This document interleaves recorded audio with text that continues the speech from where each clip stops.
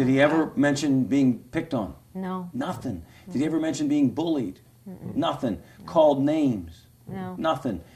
Nothing. Did he ever mention not having enough friends or anything like being angry? Nothing. No. He was never an angry kid. That was the thing. We never. Right.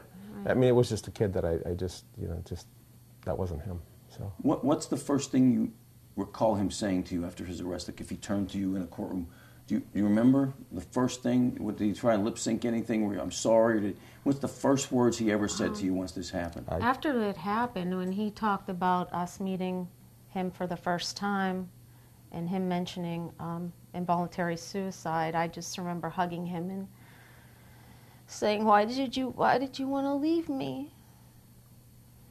So we just cried a little bit there. Did he ever explain why he wanted to die? No. No. Did he ever explain to you? Has he to this day?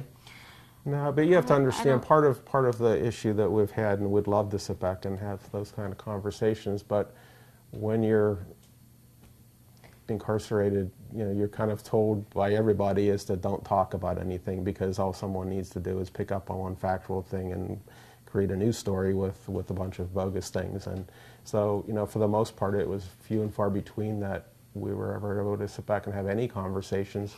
When he was at the juvenile center, it was a different setup, so you were kind of in a gymnasium and across from one another, and there were a couple of days where there was no other visitors there, so we could sit back and have some conversation. But for the most part, we never had those conversations and haven't. And would. No, I personally would not want to do that to him because of where he was. Yeah. Without knowing that he was suffering mentally, and for him to be there and not have a support team, I didn't want to bring up so many hard situations he was going through in his life, and then have to deal with it by himself in a cell.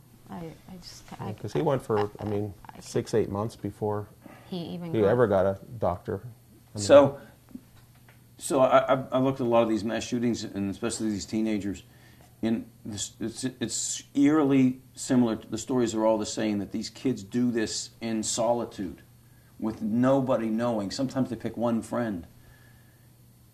Is it frightening to you that this is happening in our culture? What's going on? Did you think about it? It's beyond just your case, by the way, right? I mean, what is it? Does anybody know? Do you have any idea? Have you tried to wrap your arms around what the hell's going on in our culture? I think it's a combination of things, and probably more things than I'm even aware of. But I think certainly with social media, you look at their bullying has gone on since the beginning of time, probably in schools. But that being said, you always had that safe haven back in my day. When school let out, you go home and you didn't have to deal with it at worst until the next day. You had that time. And these kids don't get that. I mean, it's 24/7. It's never ending. It's a different world in that regard. And I think the pressures on kids are different than what we had growing up in so many different ways. Hey, so early on, I heard from sources early on that he was bullied a lot. I heard from sources early on that urine was spilled on him. Early on. What's the disconnect between all the reports that I got from sources that say your son was bullied a lot, that he even had urine spilled on him, and no one ever seemed to want to chase that? Did you get that feeling, ma'am? Did you get that? Yes, I did. And I felt like nobody wanted to talk about it. And I brought it up about how Franklin Regional handled bullying, 20 years ago.